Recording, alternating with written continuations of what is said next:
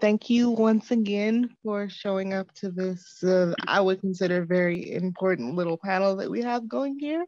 This Yes. one is to discuss disability and inclusion. And while that can go a lot of ways, I want to start it off with a think with me, if you will, moment.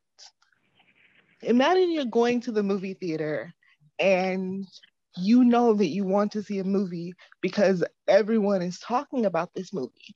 But you get there, you buy your ticket, and you notice that the entirety of the movie is in a language that you do not speak or understand. So, in order to make it make sense, you need to have subtitles so that it makes sense to you because this is not in a clear um, format for you to understand. So you go to the person at the you go to the person at the movie theater's stand and you say, I need this to make sense. So is there a device to help? And they say, here, take this, use these glasses, read this, and you'll be fine. You get there, you pay for your ticket, you get what they tell you to get, the thing you asked for with your $15 ticket is uncharged, doesn't work, and you're struggling to use it throughout the entirety of this film because it's not presented in a format that is accessible to you. Well, this is a common thing that happens to deaf people when they try to attend movie theaters and blind people when they try to attend movie theaters. Simple things that we might take for granted at home, like subtitles on our DVDs, are not accessible when you go out to a movie theater because somebody said, even though the codes for subtitles are on most movies, let's never turn those on at a public movie theater because closed captioning is a nuisance for anyone that doesn't need it. I know that that's a weird kind of haphazard example, but it was one of the worst problems that I've noticed recently in terms of the public perception of accessibility and what it is that people need. Um, I have a couple of other examples, but first, let me introduce myself in case I'm in a room with people who have not met me. So, my name is Shannel Pittman, and I'm from Los Angeles, California, and I have a disability. I have cerebral palsy and anxiety and a couple of depressions to be more specific. But in addition to that, for the majority of my academic attempt at a career, I was an ASL transliteration major. So there are certain aspects of accessibility that I understand from a different perspective because of the fact that I've had to properly immerse myself in deaf culture and all of that understanding in order to be able to get close to the degree I don't have yet and can't get because of another injury. I'm here joined with someone who can hit the other end of that coin as, a blind, trans, amazing person in Cynthia BrianKate, who is kind of like able to speak more to the things that I obviously have not experienced as I do not have visual impairment to the level of that Cynthia does. But Cynthia can introduce yourself. Go ahead. Hi, everyone. I'm Cynthia BrianKate. Sorry I'm not on video. I've been using Zoom for the last couple years. I can work it like a phone call like nothing because I do that for my Dungeons and Dragons group. And I don't know, Shannel could probably count how many panels, committees, caucuses, and other things I do for the National Party. Basically, I happen to be legally blind, as well as all the other identities that we've mentioned about me in the last few days. And that's actually what's made me a disability activist for my whole life. All the stuff that I've ever had to go through, every time I've ever been discriminated against or messed with in any way, has made me more pissed off and more willing to try to make the world less stupid on all this. And thanks, Shannel, for bringing up movie theaters, because, they have made some strides in making movies accessible to people, but there are still some companies that don't do blind accessibility. Amusingly enough, when I see some of the Marvel movies, or in my case, mostly listen to them because I can only see a tiny bit, I get details that the sighted people or the fully sighted people in the audience don't have a clue about, but that's only if those movies have been made accessible by getting somebody, usually from radio stations in Boston, to record an audio track. And there are times when I hear Spider-Man kicks this guy in the head, and I hear by the sound on the screen, oh, they were a little early, but I am at least glad that they're working on that. But there are so many areas that affect people with disabilities, whether it be visual, hearing, mobility, any of that. First of all, is that blind people and deaf people often have to overcome a language barrier because, to put it very, very simplistically, the blind people can't see what the deaf people are saying, and the deaf people can't hear what the blind people are saying. And this doesn't always keep communication from happening. But I've been in groups where that has been a problem. So that's one thing, is that disabled people have had barriers just because of the way the world is set up. I mean, accessibility to buildings, accessibility to things being put in audio, books, stuff being put in American Sign Language or not. I'm proud that as a sci-fi nerd, one of my favorite musicians, Voltaire, brings an ASL lady to his concerts, and they put all his naughty lyrics in ASL for people. But not everything's like that. And there are so many areas, both in the rest of the world, and sometimes even stuff that we don't know about in the party. There are internet platforms, that we've found out, even for stuff like this A&M, oh my God, last minute, this platform would not work because it ain't accessible, and we've had to scrap some things last minute. And I'm glad that the Green Party has stuff in our platform, pillars, and values that say we will support disability inclusion, disability rights. It's just the rest of the world needs our help. Is that a good intro, Shannel?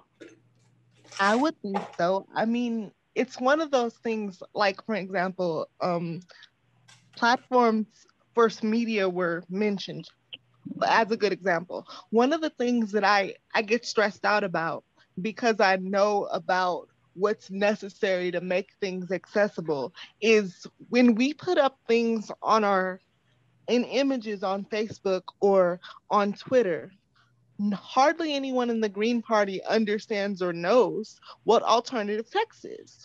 Alternative text is a setting where you could embed a description. Oof, it should be, but I don't know how well. Closed captioning should be available for this Zoom, but I don't know how well it's going to pick up on what I'm saying. That's why I'm trying very hard to speak slowly so that we're not losing any information. Good question, Jenny. There should be a button to turn on closed captioning or request it. I'm just not quite sure off the top of my head how that works. Thank you for the question on that. But yeah, alternative text is a really good example. Oftentimes Greens and all sorts of political parties have images to accompany what it is that they have to say about, endorsing a new candidate or whatever. But most people don't take the time to click that little button on Twitter or click that little button in Hootsuite or whatever a social media manager uses that says ALT plus, where you can type in a description of the image that you are trying to show the people on your Twitter. Because here's the thing, screen readers, which are used by people who have visual impairment and other people as well, to have their computer screen or cell phone read to them like Twitter and a given website at any moment, cannot read an image without that description tagged into it. Without alternative tags on your post, without alternative text tags on your post, it will be there and it'll be this big, pretty, beautiful image that you wrote, to tell the governor of Ohio that he needs to stop being a transphobic piece of crap. But when it goes to the screen reader, it's going to say,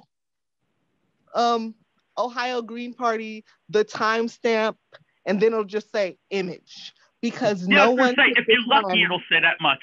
Sometimes it'll just say image. I use the screen reader on the iPad, iPhone, my Mac, pretty much anything that I'm doing any computing on. I need that because I can't see your screens. The smallest screen I can see is 50 inches, and that it still looks like an impressionist painting on drugs. So I basically need alternative text, as does everybody that uses a screen reader. And if people don't know what we're talking about, that's when you put your mouse over a picture and it says what the picture is. And alternative text should be done not just, there's a guy there and it's a picture. It should say something like the governor of Ohio standing in front of his office when it's clear that he just said something stupid about a trans girl.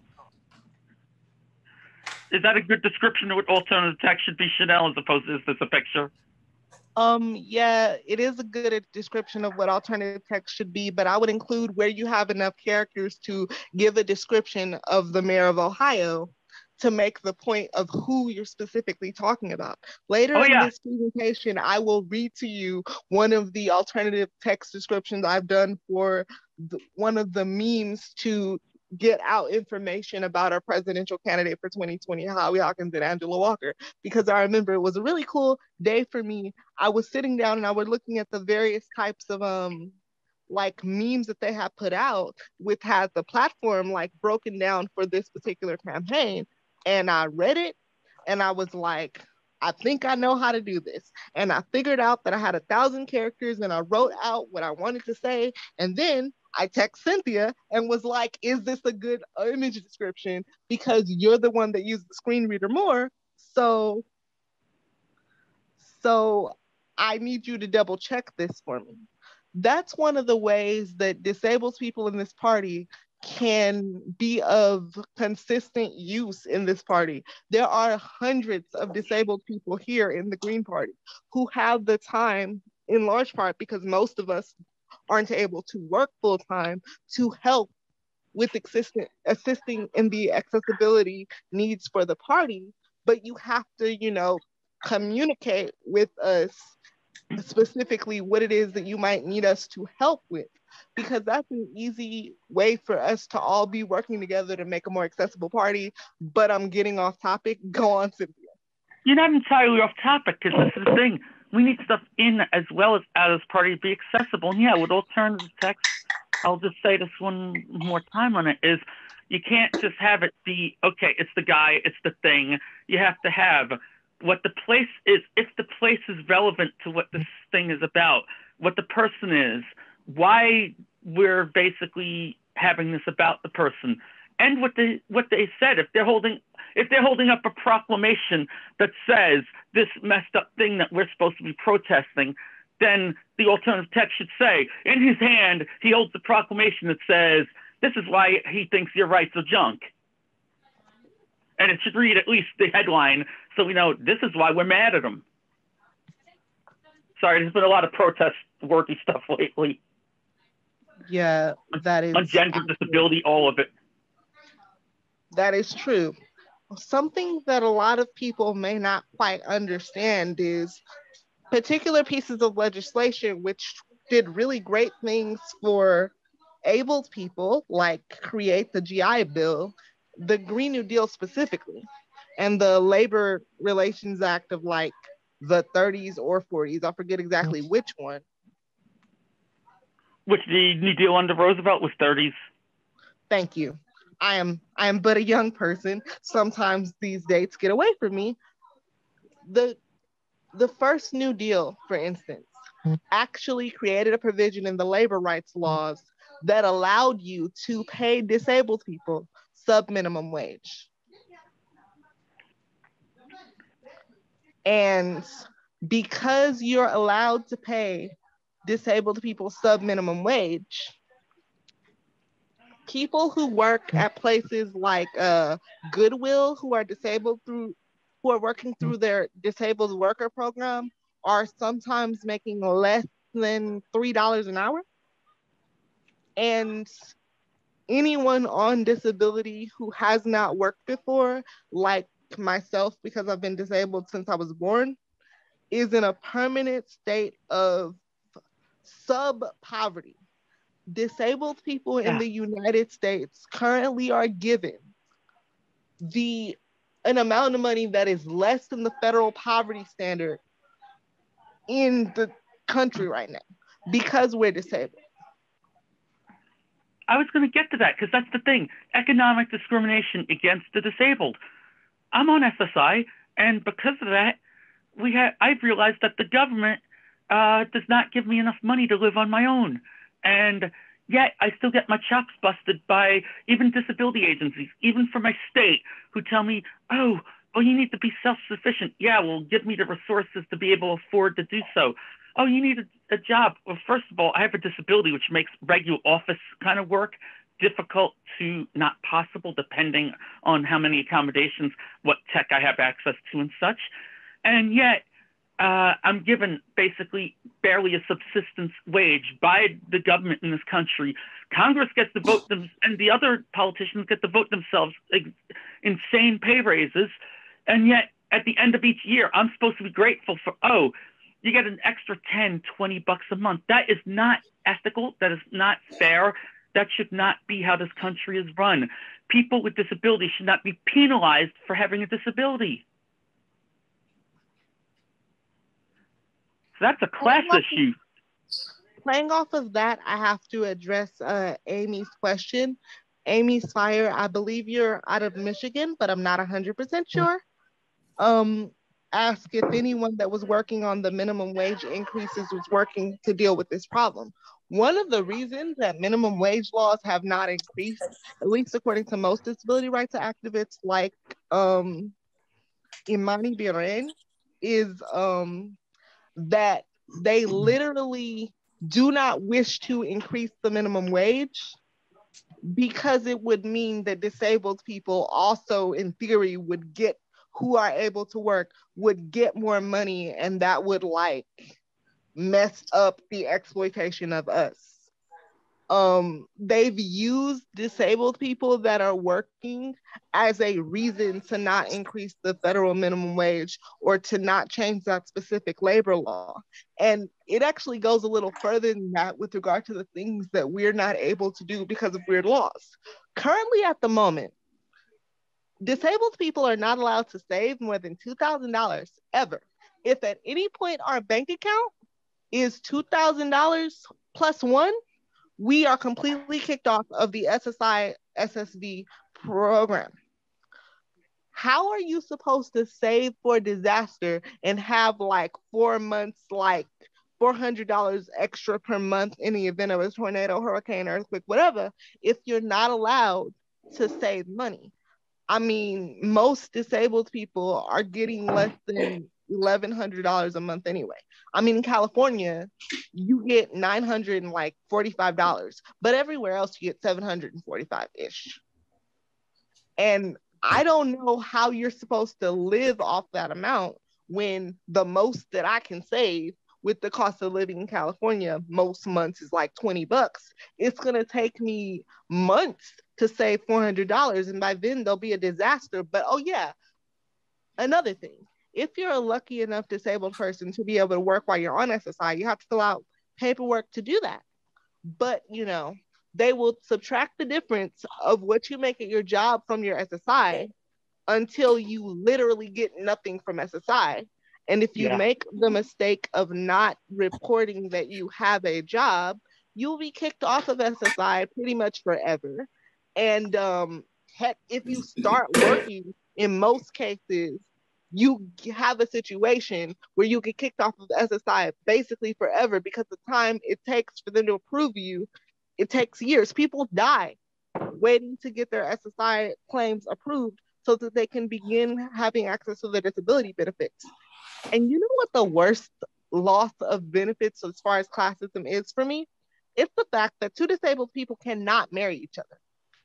I was going to say that marriage equality something that exists for us. They got marriage equality for LGBT people, but not for disabled people.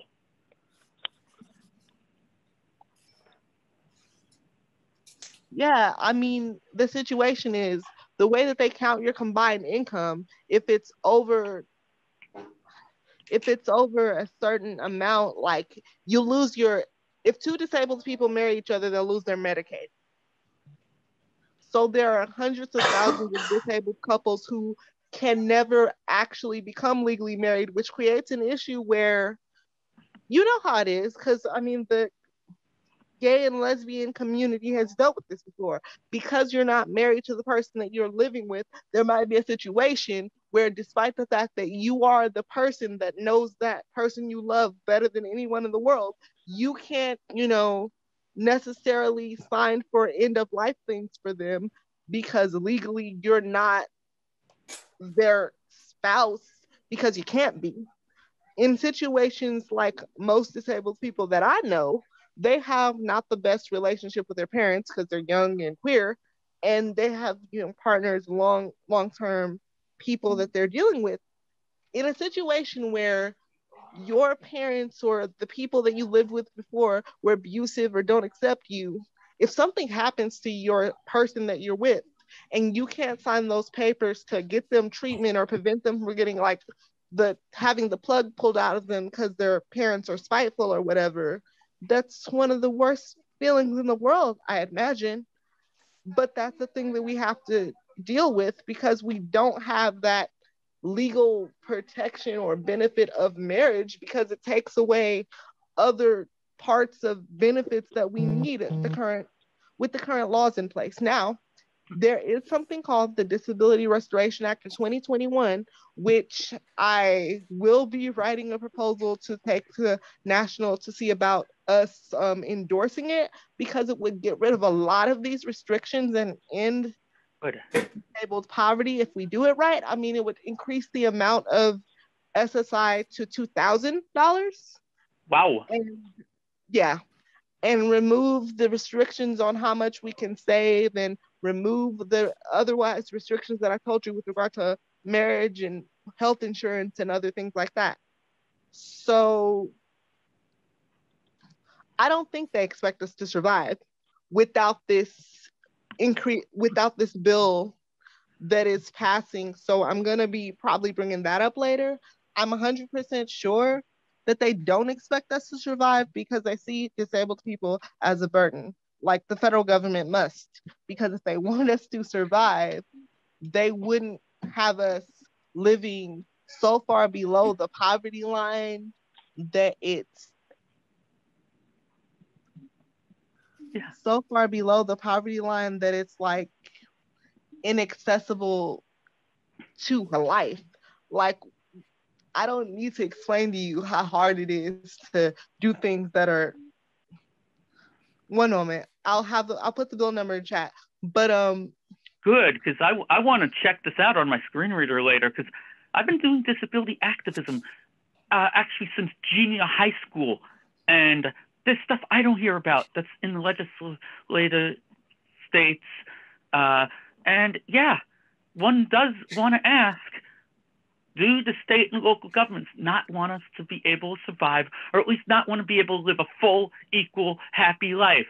I've been lobbying and agitating with the State Commission for the Blind in New York, let's see, for about the past couple decades. And I'm told, oh, we won't give you any help for anything because you don't have a 9-to-5 day job.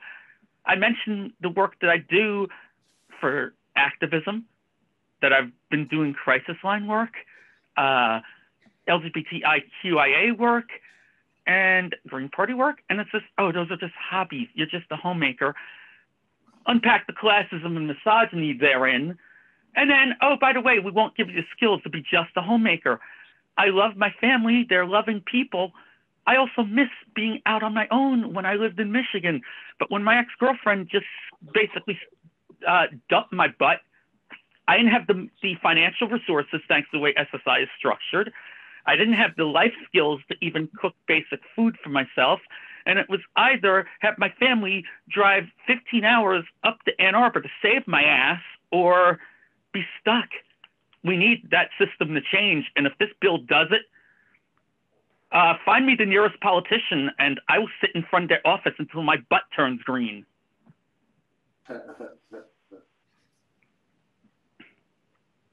Right. So just so we're clear on that piece of ledge, the bill number for that one is House Bill 3763.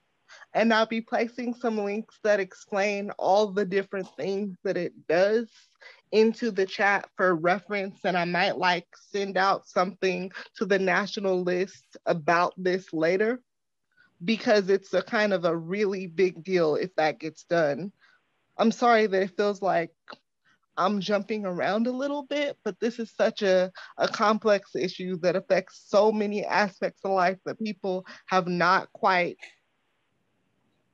don't even begin to break the surface about how it does, that I'm trying to figure out what's the most important thing to mention as we go into this, because it's coming up in a lot of different ways lately.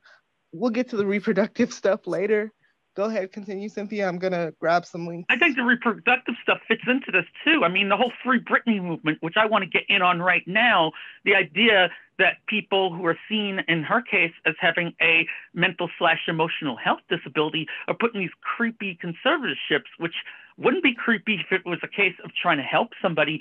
But no, she is as rigidly controlled as in pre-Victorian times, and she's being forcibly sterilized simply because they don't want somebody to be able to make her own life decisions, because she's seen as having a mental health disability, and because probably, the forced sterilization laws, which are still sadly on the books in this country, were predicated on punishing people with intellectual disabilities. Oliver Wendell Holmes, my favorite Supreme Court justice to say boo about, actually put these decisions in to a ruling he made in, what was that, 1920s, 1930s, to say that in the case of a family with, quote, 3 generations of imbecility or thereabouts, somebody can be sterilized. That's verbatim in the decision that he made.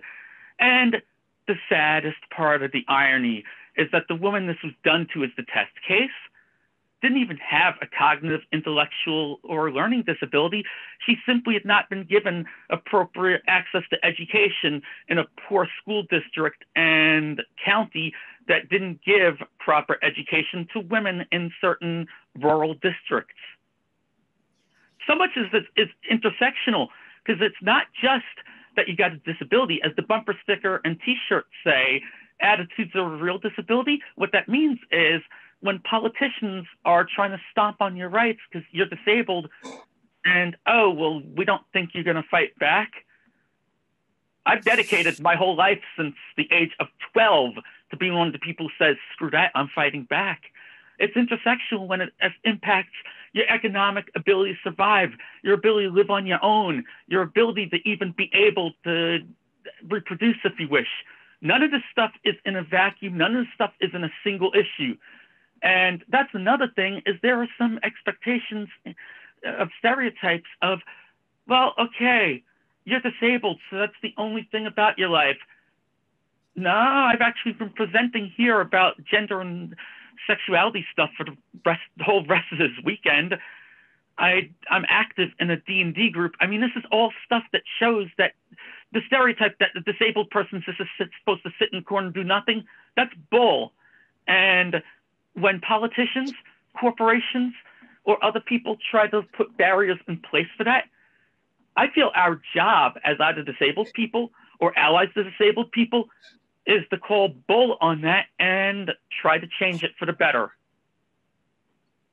Right. And if I could go back to conservatorships for just a moment, people are really focusing in on Britney right now because they don't see her as a disabled person.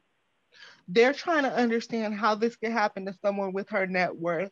They're trying to say people wouldn't be saying that, you know, they wouldn't be as outraged if this was happening to a man. And I'm over here knowing what I know about conservatorships, knowing that they take away your right to vote, your right to schedule your own doctor's appointment, your right to reproductive autonomy, your right to most forms of bodily autonomy, actually. And my knowledge knowing that this happens regularly to men. It's very important when we speak on conservatorships or loss of rights as they happen to people with disabilities, that we have to remember that it's not gendered, it's disability. It hurts my soul to know that even though for disabled people, we have an option of sending someone into the the ballot box place of, sorry, words missing. You know what I'm talking about. The place where we go to cast the votes. To do the it ballot with box. us or to do it with us or do it for us according to what we say. They can That's a whole other determine, issue. they can determine that we are like not intellectually capable of casting a ballot and take away the rights of people with disabilities to vote or participate in most things. And the thing that bothers me about that is I am lucky in that I started my education at a school specifically for disabled children. I went to 2 schools that were specifically designed to educate children with disabilities. So I grew up in disability culture until the No Child Left Behind Act was signed, and I had to go to school in the district where I lived, which culture shock. In either cases, having that foundation means I know a couple of things. They were ingrained in me. And one of them was that people with intellectual disabilities, people tend to say they have the cognitive ability of a 6-year-old, or they can't like consent for themselves because their brain is younger than someone who doesn't have a developmental or intellectual disability at their age. Just because someone has an intellectual or developmental disability does not mean that they do not understand things. It means that you might have to adjust how you speak on a subject to someone to make sure it's clear to them, but that's just informed consent again. I remember I was at a school board meeting in Downey once, and the parents were up in arms because California had signed a law mandating teaching consent K through 12 as part of health education and basic understanding of common sense and preventative measures to prevent people from being victims of child sexual assault, basically. And these parents in multiple languages were so angry about the notion of their children learning about sex because their disabled child would never need to have sex. And I'm just over here like, but that child needs to know, what those parts that cover their pants, that are covered by their pants, are. They need to know that people are not supposed to touch those areas, that no one is supposed to be doing that. And if you completely shelter your disabled child from knowing what their body does and what it's for, you have a situation where children are being hurt, but they don't have the language to tell you they're being hurt. And the statistics for child sexual assault for people with disabilities are so high. So for me to be here listening to this call, losing my entire everlasting crap because they had to set up a system that took disabled kids in like taxis to get to school, was hard for me because I was trying to understand what kind of parent are you that you don't want your child to know that no one's supposed to reach inside of his pants ever. And the statistics are awful, and I try not to think about it, but I have 12 disabled Black friends, 12 disabled best friends. And of the 12 disabled best friends that I have, that I grew up with, only 2 of us have not been victims of childhood sexual assaults because of the fact that it happened to them because of the fact that they were not able to defend themselves, because disabled people are viewed as infantilized and innocent and incapable of anything related to sex. But at the same time, because they think that we don't understand things, when we say this happened, this person hurt me, if we can say that, they don't believe that it's possible, because why would someone do that to you, my perfectly innocent child or something? So, I mean, the statistics on that are horrid. And I know that if you stop treating disabled people like they're incapable of learning anything, especially as it relates to their own bodily autonomy, you'd have a situation where they'd be safer. But, parents wanting to infantilize their disabled children for their entire life are creating a problem. Just like, parents that think it's okay to torture their kids because they're autistic, but that's a whole nother conversation. Go ahead, Cynthia, because I know you had some things to say. I'm going to fix my face. No, thank you. Okay. I will say that, infantilizing, that's not just done by some families. It's done by the system, as we've been saying. The idea of a conservatorship, it's one thing if somebody is having a major set of problems that they need some help or maybe some supervision. Nah, I'm talking like the whole Britney thing goes back to the idea of people's lives being controlled, people being told that, oh, you're not allowed to do this even when they're an adult because, oh, you're disabled in whatever way. Or people minimizing and dismissing the capability of a disabled person to do stuff just because they have a disability. With voting, I have to have basically the audio voting machine that I use is a pain in the butt to use. I'm the only person in my district who raises hell to get them to use the thing. My parents and I know more about how the machine works than the poll workers, than half the Board of Elections in my county. And then the kicker is I'm told, oh, and you're the only blind person in your district who will actually vote. And I'm thinking, well, when you make it this bloody hard, of course, people probably just give up and whatever. Okay, election laws in New York State are so loosey-goosey that if you have a notary and you're of any party other than Greens, you can practically steal signatures for your party. That was done a couple times every year. Green Party of Suffolk, of which I'm a vice chair, has to repulse this thing. And one year, there was a judge that was up. She wasn't a Green, didn't run as a Green. And when I went to the Board of Elections to vote in a bogus primary and told them, no, I'm writing in a candidate. Your audio machine won't let me write it in. Let's make sure it's written in. The poll workers and the BOE people tried telling me, why don't you just go with the choice that's on there? Because that ain't my party, excuse me. And I had to basically threaten an ADA lawsuit. That should not be. People should not be treated like they're not adults if they're adults. And that's the case with all this stuff. The commissions for the blind and other visually impaired people, the other disability agencies, independent living centers, need to know that you treat a disabled adult, like a full person, like a human being. And you don't just talk to them like, you don't talk to us like, oh, you can't even understand what you're saying. And that goes double for people with cognitive learning, intellectual disabilities. One of my best friends has a cognitive disability. And yeah, it means that she'll ask you a couple more times, what is this thing? But she's also smart enough to be the treasurer of my local.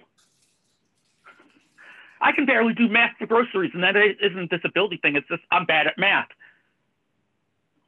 So I always tell people that want to know what's the math statistics and money numbers for my party.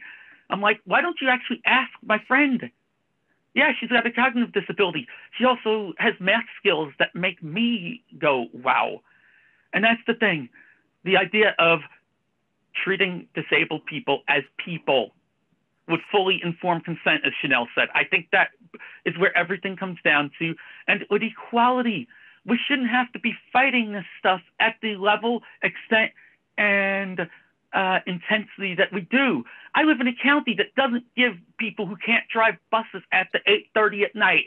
I've been fighting on this since I was 18. I'll be 45 2 months from next week. And that should not be transportation should not be the life and death issue for disabled people. It is still in so many counties, states, and municipalities. Yeah, and this is all stuff the Greens can work on. This is stuff the Greens are working on. My local Green chapter, the Green Party of Suffolk, has been working on transportation at least since I've been a member, if not a bit before. Yeah, Pennsylvania does amazing work on transportation too. I don't know how many disabled Greens are involved in that, specifically with mobility issues, but I'm gonna definitely inquire about it. There's a lot with how this party runs that makes it like a weird place to be trying to find accessibility because people have not had the exposure to the sorts of ways to manipulate technology to create accessibility. Like one thing I would hope that like Greens across the country are able to get together to do at least one time. And it's an idea that I got from a friend who is a disabled progressive candidate, but like she's not a Green because reasons. She's a wheelchair user. So she was like, I got a challenge for y'all. I need y'all able bodied people to rent a wheelchair and just try to go on this specific block so you can understand what it is that we have to deal with to navigate our cities. And I thought that that was a really good idea. And it's a good project to do. Maybe we could pick a day and do it, giving her credit for coming up with the idea eventually, and see how that goes for just that basic learning experience. There's a lot of tech things, tech issues that kind of come up in the realm of being Green and trying to be active a member of the Green Party as a disabled person. I feel bad for the disabled, specifically the visually impaired Greens that are in this party. Because the voting system can be a struggle. Oh, that is a really good question, man. I am loving these questions. I need to go back and read some of them, but like, it's one of those things like, how can disability rights be a model for all progressive efforts? Well, it's one of those things that people say in a lot of progressive movements. They say, nothing about us without us. Like, you have to work in your brain to think about how to be inclusive. It's hard if you've never had the exposure, but that's why you try to ask questions or you look around and see. I'm still trying to think of how to answer Nate's question, but yeah, I really appreciate the commentary that I'm seeing in the chat, and I'm gonna read it all as necessary. Is there anything you wanted to say else, Cynthia, before we went to like Q&A? I got a quick thing on that particular question. The transportation rights, it affects so many communities in addition to disabled people. It affects the elderly who, in many cases, can no longer drive. It affects the poor who can't afford a car. I live on Long Island where our friggin' politicians sometimes say, oh, well, it's car culture, just accept it. Sorry, a lot of us refuse to accept the car culture garbage when we're asking where are our buses at night. Or for, I mean, right now, the way it's set up in my county, because I'm disabled, I get a bus on Sunday, but my able-bodied friends that don't have the money for a car don't. And that seems to me designed to be a Hunger Games pit, one bunch of people against the other. And that's something that the politicians who don't want to pass these rights capitalize on. But it affects the poor. It affects the working moms. It affects immigrants. It affects students who might not have the money to afford a car. And then, okay, you graduate college, and how are you going to get around until you figure out how to make the money and navigate the system? No, this affects pretty much everybody, at least transportation rights, accessibility on things. If you're not disabled, you know somebody who is, or you'll meet someone who is. I sure as heck get around to every place I can and be active in everything I can, partly because I want to do stuff and I have interests. And partly, I notice that when people meet me, they say, well, I met Cynthia, and if they're not going to let her get into something or do something, this is junk. Right. One thing I wanted to mention on the transportation tip, and also too on the diet tip. This is where sometimes me and Greens will get into it pretty deep. Okay, couple of things. One, there will always be certain types of families who need cars. You can't have a personal vendetta against the concept of cars because you don't like emissions. I understand what you are saying. However, people with equipment, for me, for example, I have crutches, those fit in the back of a car most times. I also have a walker and a mobile manual chair. I literally cannot get two of these equipment things into most people's vehicles. And I certainly can't take two of the equipments when I'm using the bus. And for certain places that I have to go, I need to use my wheelchair in order to not pass out from chest pain because I have a couple of conditions that like mess me up. Other people might have larger families and larger equipment like electric chairs and other things. They require a vehicle, a personal vehicle. I know that we want the environment to be okay, but you can't put your focus on the wrong people when you're advocating for the environment.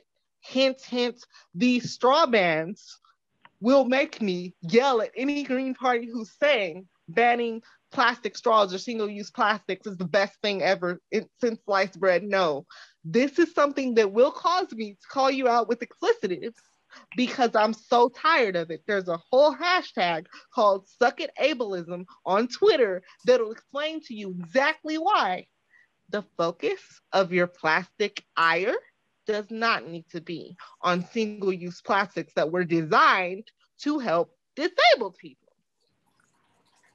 You want to talk to corporations that are just using plastic willy nilly and not try to come for our straws.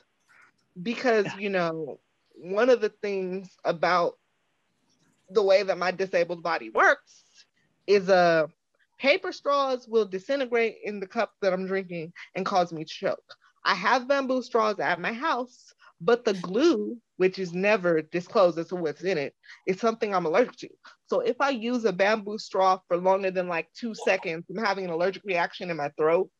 And some of the allergic reactions that I've seen come from other types of non other types of straws have literally almost killed disabled people. Plastic straws are the only thing, plastic straws and plastic utensils are like the only thing that works for almost everyone. Because silicone is a kind of low key a type of latex, and everybody's kind of allergic to that if they have certain conditions. We're going to use kind of bifida. Um, So I would implore the Green Party to try to adjust its rhetoric on plastic to not be focused on false statistics around turtles and focus on like fishing nets and other things like that. What else did I want to? Oh, yeah. And just so you know, not all disabled people can go vegan. So don't do that thing where you look down on people for not being vegan.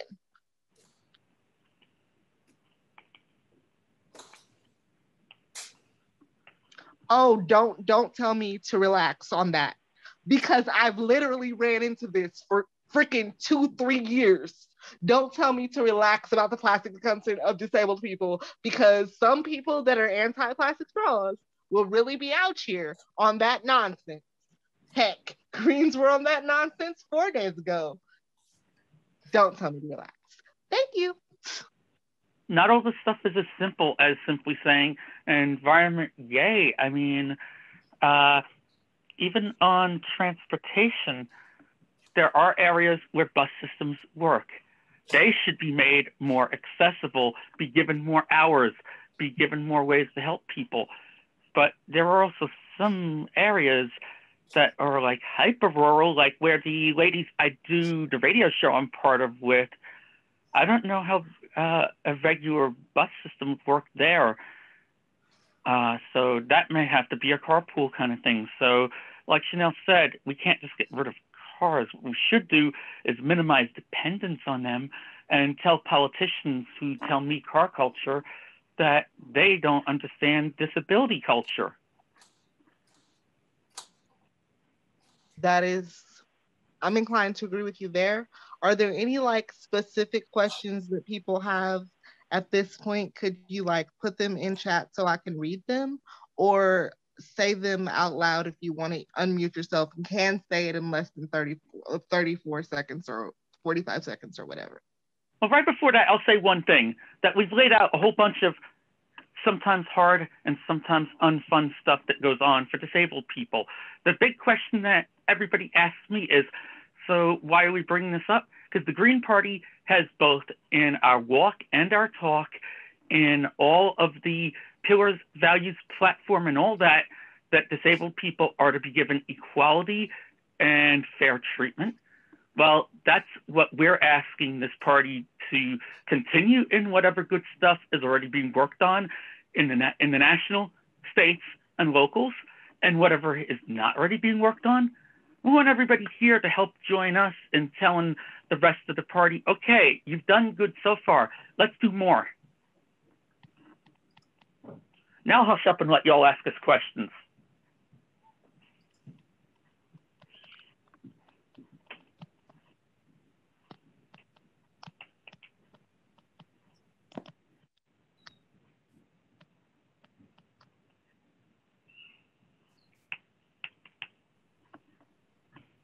I don't, since I wouldn't see the chat thing, even if I could get video to work today, what do we got?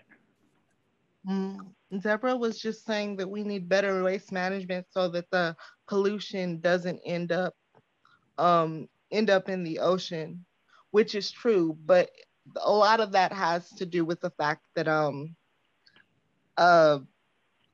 we stopped being able to import our trash, and that is a whole nother presentation. Go ahead, Amy.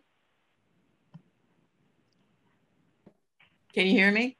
Yep. Oh, terrific, thanks. Do you mind talking a bit more about how we address the understandable dislike by Greens and other lefties of car dependence without that sounding ableist? Because other disabled folks have pointed out to me that there will always be places in the city that you won't be able to reach without some kind of auto transportation if you're disabled. So I'd love it if you wanted to address that a bit more. Thanks. Yeah, sure. I can address that to a point. With regard to how to have that conversation, I think sometimes it depends on which community of people you're talking to. I mean, in Los Angeles, if you can get most places without a car if you have the schedule and have the time, but it takes like 4 times longer because of how public transit set up. California used to have better public transit, but you know, we destroyed our trolley system and well. So I think it kind of comes down to empathy and understanding. Maybe there might be a time to like really sit down at a park with your fellow Greens and just kind of show them the places that you can't get to because of a car. I know a couple of times I got frustrated once because I was trying to go to the laundromat, which is only like a block from my house. And I was trying to walk there because I only had a little bit of stuff to wash and I knew the bus route to get there. But because the freaking push button to make the pedestrian walk sign come on is like 3 feet from the curb cut, which I'm supposed to use to get down to walk across the street, I could not press the button and walk across the street in the correct time with my laundry because it was too far away. No one in the city where I lived had thought about us while designing the city, and that's the case for many people. I think we might need to go on little journeys where we can to share and document these things because most people don't know because they've never looked at the world through the eyes of a disabled person. And I think if we could take the time to show them either with whatever medium we have, what it actually looks like and what the practical intent behind these weird design choices the cities have made, they'll understand better, I think. That's definitely one major thing that we do need to have people realize. Okay, this is the spot where you can't get around. This is the spot where you can. It shouldn't even have to be like that, but that's how it is in a lot of places. But also, I'll hold up what I consider my adopted other home as an example of what can be done right. I lived in Ann Arbor for 5 years. If I can ever afford to get the heck out there again, as long as it's anything like when I lived there, I want back.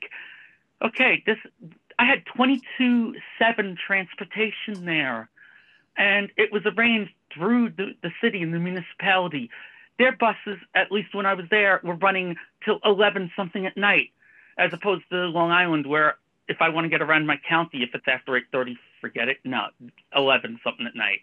Your average movie lets out at least you could go to the 9 p.m. showing.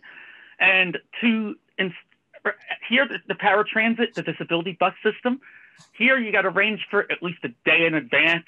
If Lady Gaga's handing out free ice cream right now, I can't get there because, well, I had to arrange for it the day before. In Ann Arbor, you'd have the A-Ride, which sends, at least it was sending a cartoon yellow cab, like the Who Framed Roger Rabbit looking kind of thing, that would get me from like an hour after dawn till I think like 10 or 11 at night, and it'd be a 2-hour changeover time. And the city would provide another system, the night ride, which has a black cab like in a mafia movie, and that's how I could get. I'd go to a drag show that let out 3 a.m. Fine, I stand on the doorstep of the college building that it happened at for 40 minutes. Boom, I'm home. And in terms of the war on drugs impacting this, we've only legalized marijuana in my state in the last couple months. And the politicians are saying, wow, where's all the money to make all these transportation reforms? Cynthia with her disability ranting wants. Michigan legalized a year or two at least before. And in Ann Arbor, all the money from the marijuana dispensaries is taxed and put back into the bus system, as opposed to here, where I'm basically told, there's no money, even when we get money approved. So there are things that could be done by the politicians. There are things that could be done by communities. There are so many things that could be done. It's just we have to make noise for them to happen. Can I add something? Go ahead. The public transportation system, I really hate when people bring that up because, I live in Tucson and our city is a little bit more spread out, and I'm a teacher. And my first position was at Valencia Middle School, and I had to take one bus to the bus depot and then a shuttle to a bus stop close to the school that still involved me walking 20 minutes to get onto the campus, right? So there wasn't even a bus stop right outside the school. Okay. And eventually some other teachers saw me just chilling, waiting for the shuttle, and started giving me rides, in her car, like carpooling. And then I worked at Santa Rita High School across town, and it took me over 2 hours to get there in the morning. I had to leave at 5 o'clock in the morning when it was still dark, and I just never saw my kid. And then it took even longer to get home just because of how the bus schedules go. Like, nobody gives a fuck about us poor people, right? And I eventually ended up getting a car, and immediately it took less than half an hour to get to work. And it was life-changing getting that car. I got more sleep, and I saw my kid more often. And I'm just saying, anytime people want to mention public transportation as a solution to things, like, you got to be fucking kidding me, because I used public transportation for years and it is absolutely horrendous. It takes hours to get across town, and the way bus schedules line up, I could walk half a mile one way and pick up a bus right then to get another half mile, or I can get on the bus for the half mile, get off, and then walk another half mile, just because of the way the intersections are. So then I'm walking, over a mile to get to the grocery store every day, because the bus schedules don't run very well. I just, and I know that Tucson's not some exception to this. And, doing any kind of building like a train system or anything like that is going to displace people from their homes, right? So like you've already seen that when they widen freeways and add freeways and nobody asks them to add, you know? So I just want to throw that out there. It makes me really mad when people mention public transportation as some like catch-all solution to things, because it really just is not. Oh no, I hear you, Natalie. And the reason I started off by saying there are always going to be some people that need cars is because I know, like, you know, Tucson is one of those really spread out cities. Victorville is another of them. Honestly, I've spent so much time in Arizona recently. I be thinking that you can get certain places in 20 minutes, but you cannot get from Phoenix to Mesa in 20 minutes on good traffic. Like, oof, Lord. The whole Catskills, where the radio show I mentioned is produced out of, is mostly a collection, at least the areas that I know, are a collection of tiny towns that don't have much bus service and need carpool service.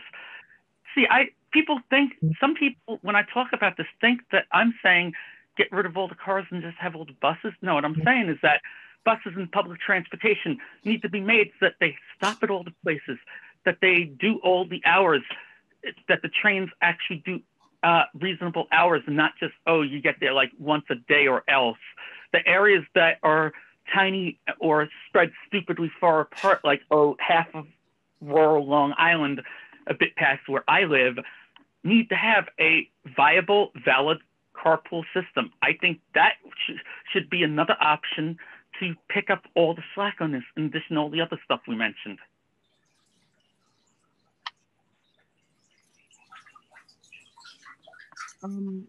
Are there any more questions?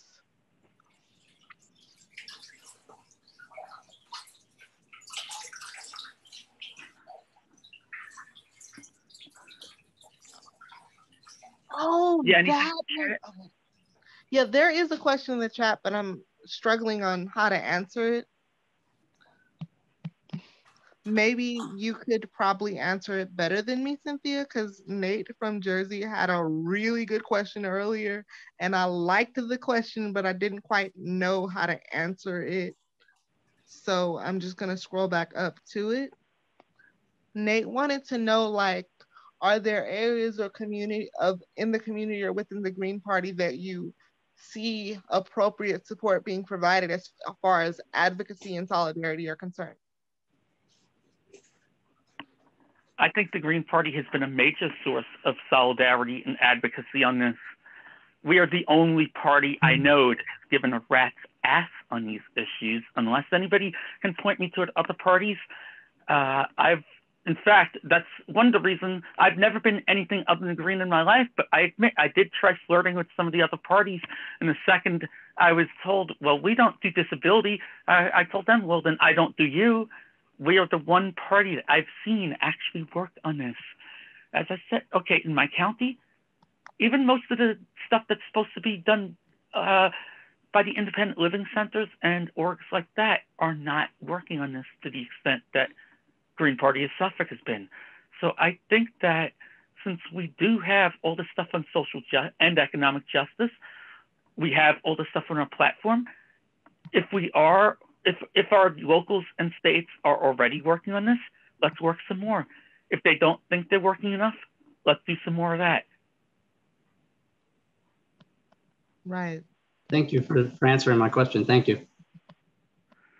You're welcome, because that's actually a question that I get asked by friends in and out of the party, in and out of my local on a daily basis.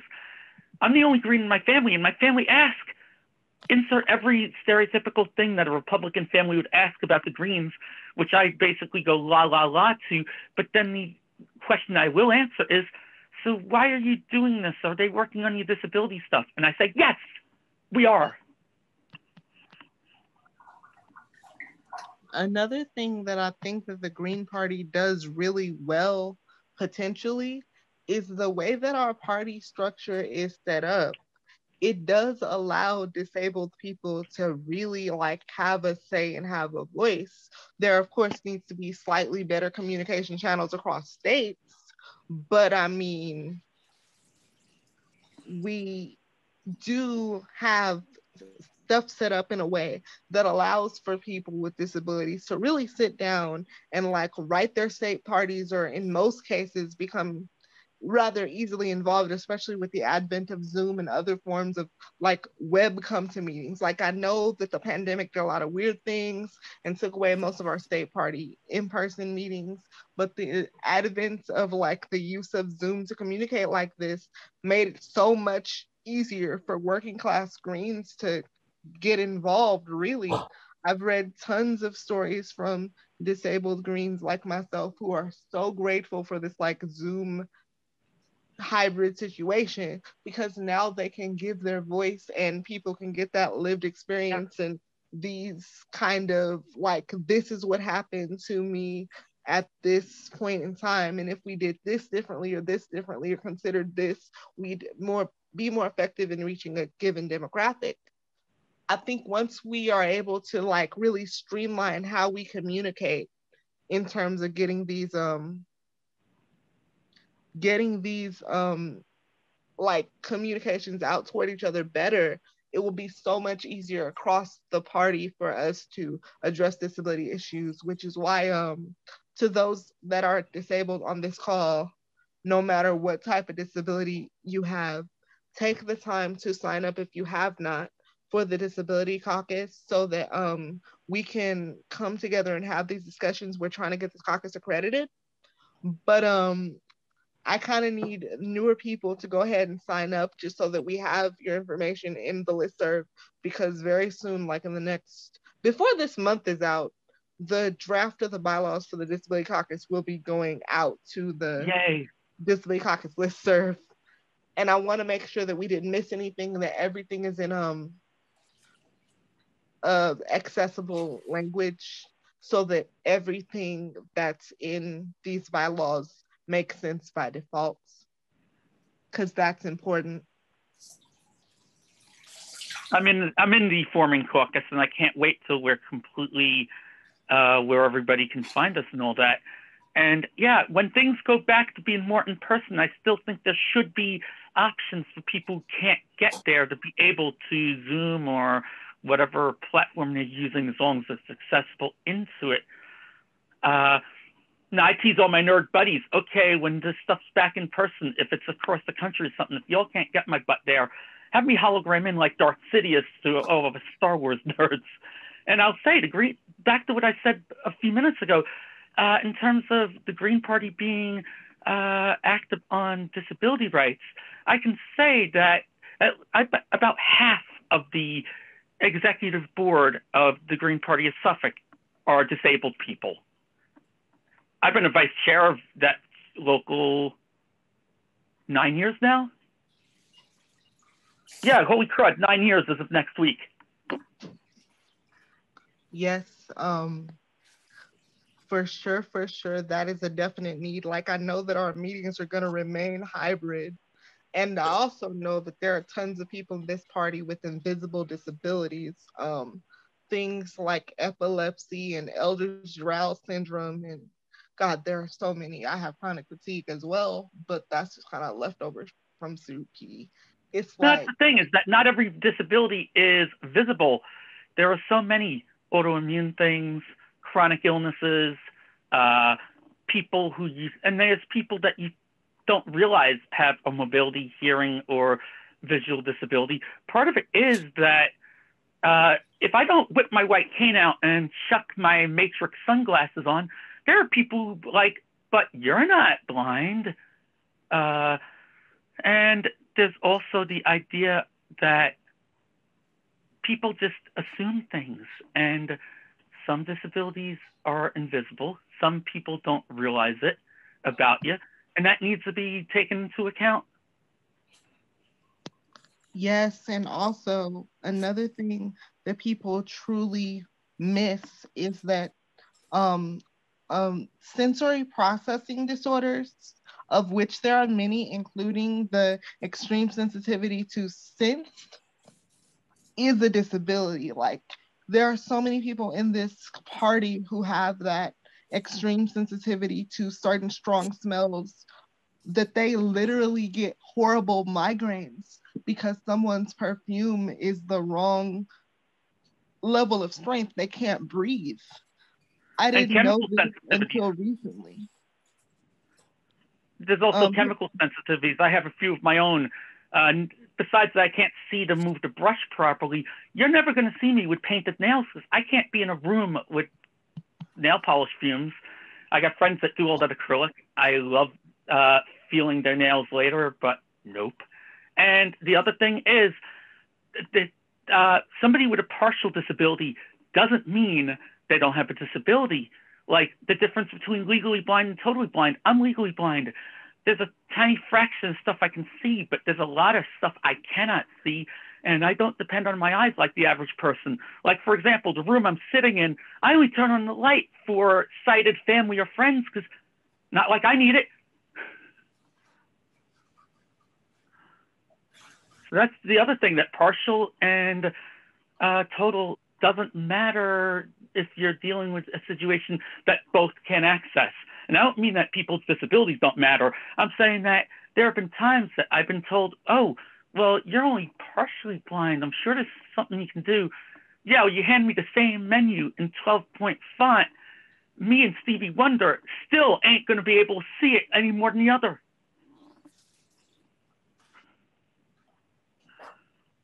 Okay, I got what I was looking for, so I'm going to pop this sign-in sheet into the chat as well. Oh, please, can you all please throw my email up, by the way, for folks that want to say anything later, anything we didn't cover, or who just want to say hey there later? Oh, yeah, I'll put it up soon. Just need to, let's see. And otherwise, we got any other questions, any comments, anything? Bueller? Yeah, because we've got 7 more minutes. You can ask away and I can answer quickly if I know the answer.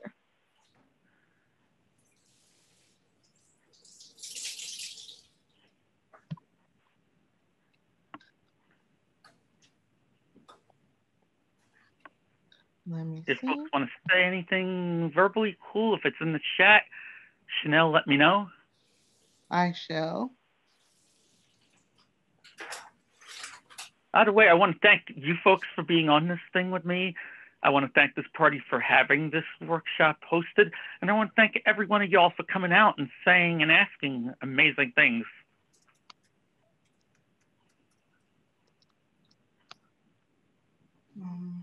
Yep. For just taking part of a Saturday afternoon out. Right.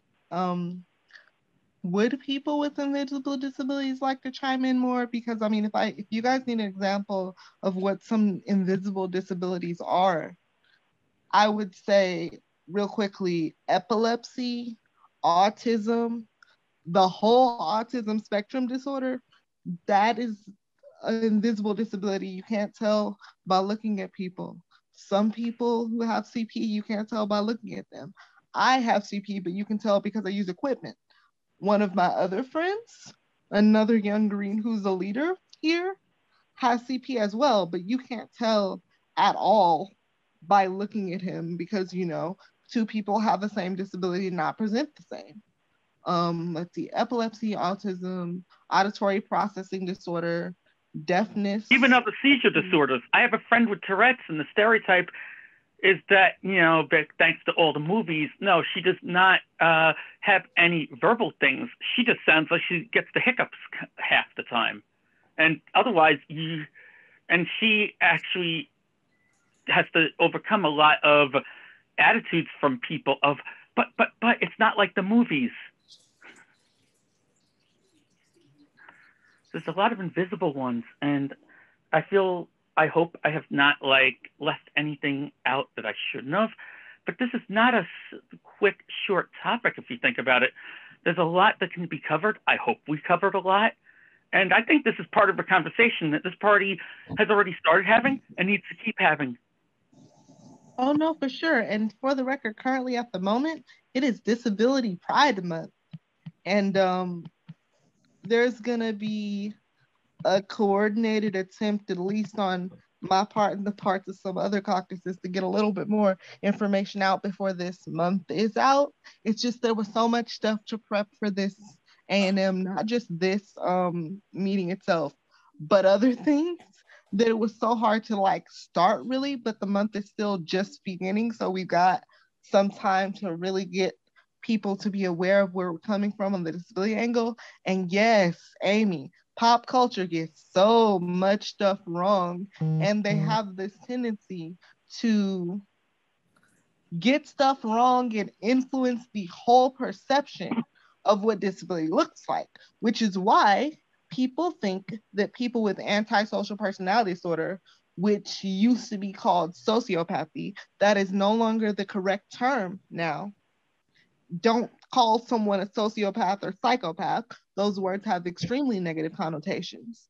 They've got antisocial personality disorder. The reason people think that folks with antisocial personality disorder and borderline personality disorder are like these people that will do grave harm are because of the media, when in actuality,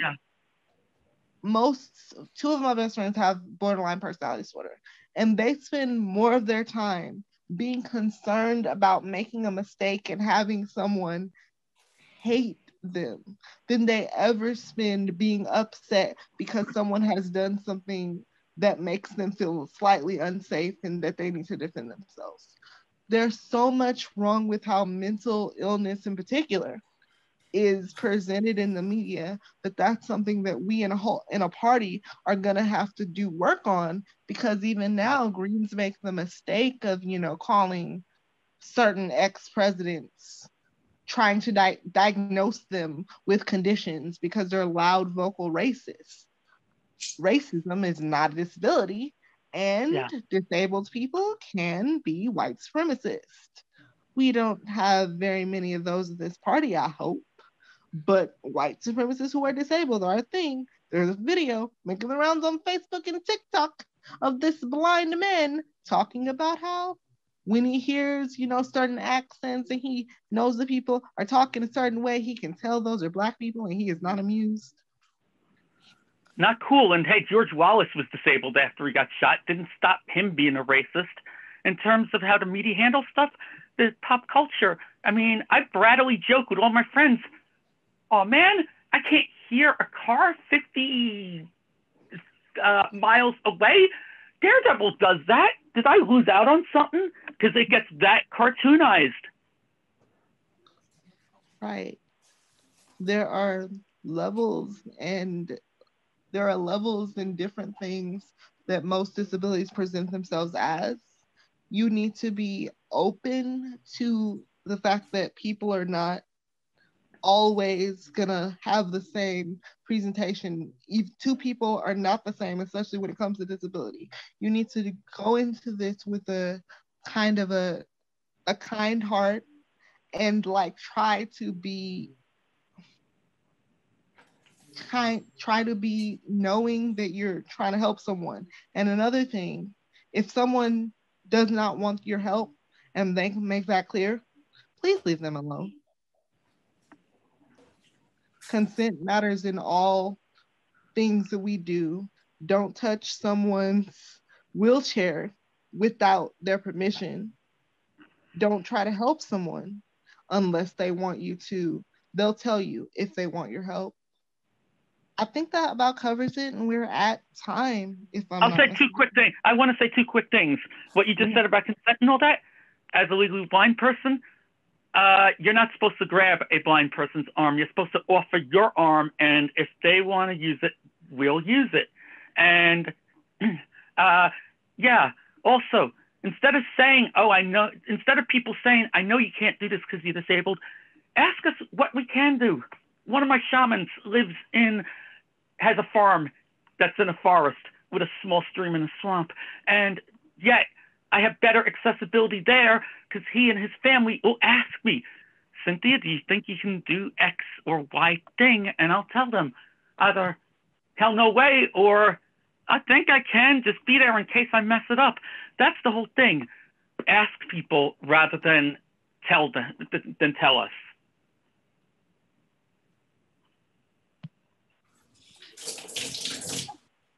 Make sure I didn't miss anything. Yeah, I think that about covers it. Let me just pop this email address into this. Yeah, I was going to say, please email me on anything Anything from hi there to why didn't you cover this?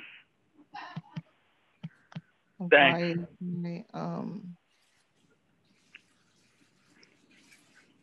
That problem that I always have with your email address is happening again, Cynthia. Okay, it's THESACREDSIDESHOW@gmail.com. Okie dokie. Well, thank you guys so much for being here. It meant a lot to me. I know that I spoke a lot and I know that I jumped around, but it had a lot to do with the fact that my current environment didn't allow me to do the thing with the PowerPoint. It's also a broad topic that impacts and touches on just about everything else in the world because life is intersectional and so is disability. Words to end on, indeed. Thank you all for being here. Thanks. Have a good rest of your day. Yeah. Thank you so much. Thanks.